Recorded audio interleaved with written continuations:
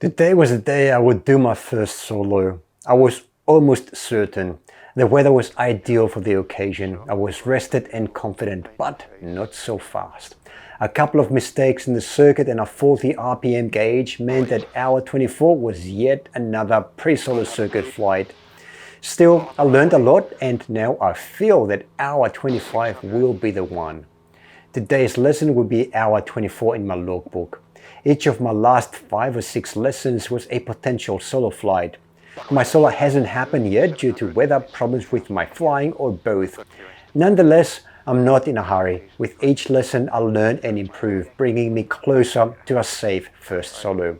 In each of my previous potential solo lessons, I didn't go in with the expectation that the solo would happen. I counted them as lessons first with a maybe for solo. But today, I went in with the attitude that this lesson would be my first solo. I felt that my flying was safe enough and I understood what was expected of me. Critically, the weather was as good as it gets, and certainly more than good enough for a first solo. However, the solo didn't happen. This was due to incorrect planning on my part and a problem with one of the gauges. So hour 24 became just another lesson. It was a valuable lesson though, and of course, but not a solo. The day's weather was perfect after a week of rain, wind and thunder. As you can see in the video here, the wind was calm just before takeoff and visibility was practically unlimited. ATIS reported this. Camden Terminal Information Alpha, runway 06, wind variable 5 knots, occasional tailwind 3 knots, cab OK, temperature 27, unit 1017, first contact Camden ground or tower, motor forest information Alpha. Pre-flight checks and taxis were uneventful. All I have to do really is to stick to the checklists. David asked me to do the safety and departure briefing at the runner bay without my cheat sheet. You can see me going through this briefing now. Safety briefing. So, we will reject the takeoff if during takeoff we don't reach 2,250 or approximately static RPM, so we'll abort the takeoff. If there is a spike in any of the instruments, especially pressure and temperature, if the airspeed is not alive, if we haven't been able to reach 60 knots by halfway down the runway, which I think halfway would be, there's no marker here, but I need to set some kind of marker like a tree or something like that, or like something to tell me where the halfway mark is. So let's say approximately 50, half of the runway hasn't been able to achieve 60 knots. I will abort. If there's any noises coming from the engine, the cabin, doors might be open, I will abort the takeoff. Yeah, this is where I'm going to take this off you. Okay. So how are you going to abort the takeoff? Okay, yeah. So in order to abort the takeoff, I'm going to pull the throttle back to idle, apply gentle brakes, sufficient braking power in order to slow down the aircraft, and if possible, I will exit through, at this point, looks like it's going to be taxiway echo. Cool. What about if you're airborne? Yeah. So if I have reached rotation speed and I've taken off with runway remaining, then I'm going to reduce throttle. We'll lower the nose in order to make sure that the plane does not stall. Yep. Re-land, and as I land, apply brakes, sufficient brakes, and exit the runway. Okay. If I have taken off and there is no runway remaining, again, I'm going to cut off power, take power to idle. I will pitch down the plane in order to get to best glide speed, which is 68 knots. Yep. I will look for a suitable landing location within a 30-degree arc either way of the nose. Yep. Land the plane there. Cool. And what about flaps? So we're not taking off with flaps at this point. Yeah, so, but what about for that glide approach? What are flaps going to do to your range? Okay, so flaps reduce the glide range. So make sure you mention somewhere in there, flaps as required. Yeah, so I was going to say, if I'm not going to, under any circumstances, I'm not going to turn back to the runway unless I am at least 1,000 feet above ground and I am on the downwind leg of Or the on circuit. the downwind leg. Or on the downwind leg One of of the the two. yeah. Yeah. In that case, I will turn immediately towards the runway and apply flaps as required. Once I know that I'm going to make the runway, then I can use flaps. Actually, having said that, on Thursday last week with Victor, I was able to do a glide approach and land without flaps because of the crosswind as well. It depends on your height. It's not Yeah. you're not always gonna use flaps. That's why it's flaps as required. As required. So I thought if I put the flaps on, I'm not going to make it. Yeah, exactly. Yeah. So it's flaps as required. Got it. All right. Alrighty. So that concludes the takeoff safety briefing and the departure briefing. Yeah, again, So- I'm going to take this off Sure, here. sure. I think How do we I've do a got it. departure brief?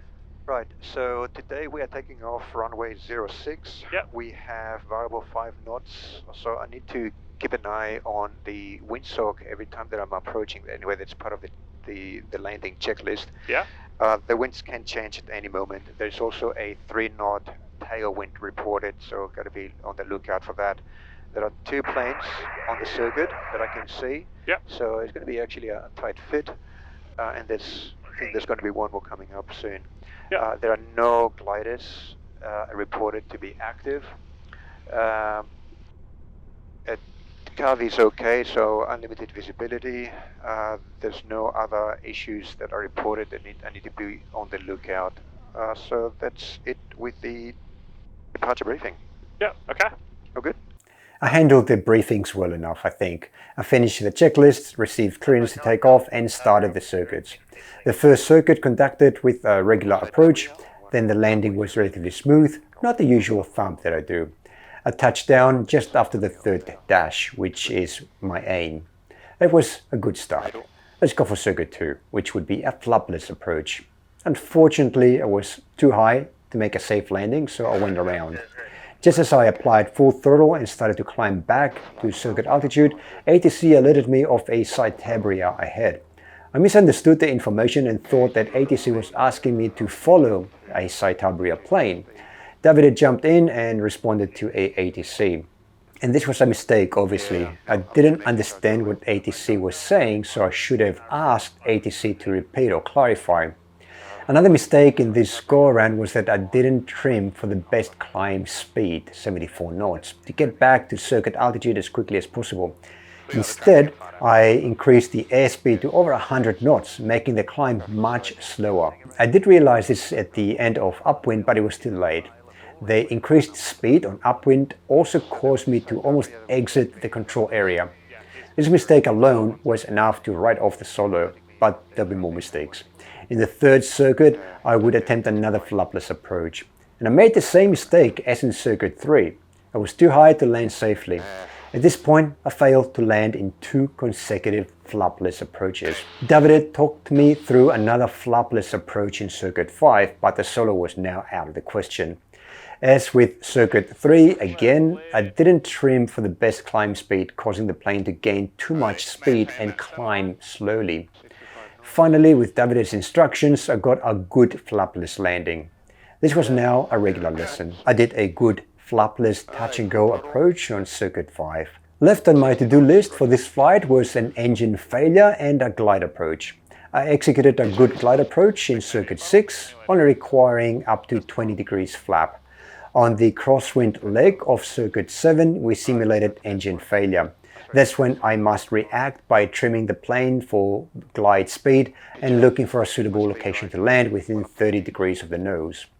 I managed the situation satisfactorily without landing, of course, on a farm. At this time, David mentioned that he suspected that the RPM gauge was under reading, especially at high RPMs. He took control of the plane and executed a couple of brief climbs and dives to see how the gauge reacted. And the gauge seemed to max out at around 2200 RPM, even though it should have gone at least at 2500 RPM during the short dives at full throttle. Because of this, David decided to end the flight. He passed the control back to me and I did a normal approach and landing.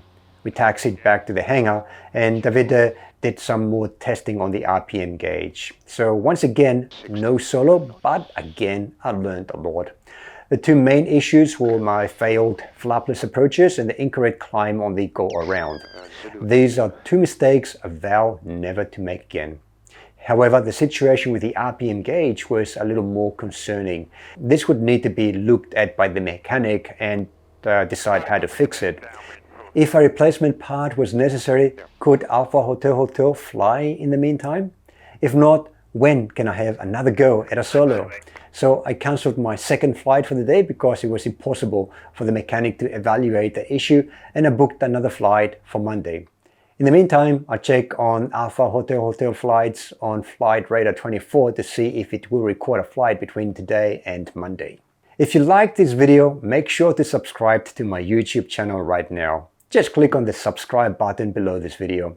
And of course, you can also head over to my detailed flight training log pages on the Tech Explorations website. In these pages, I document in detail all of my experiences and learnings from each one of my training flights. These logs contain a goldmine of information for any aviation student or anyone interested in aviation. Until next time, I wish you clear skies and safe landings.